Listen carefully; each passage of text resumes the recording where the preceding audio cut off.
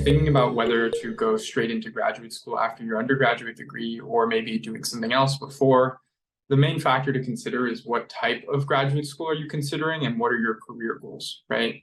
There are different standards for different kinds of programs. Usually people, for example, that want to go into medical school will go straight after their undergraduate degree, although there's always the possibility of taking a gap year or two. That's, not that uncommon either.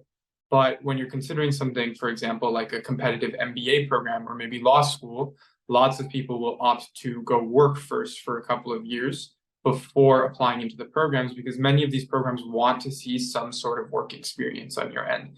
They don't actually want you to come straight out of undergraduate into the graduate program. So it really just depends on your career goals, but that, roughly speaking, is how you would consider those three scenarios, but you'd have to look into the specifics of each program that you're considering applying to see what makes most sense.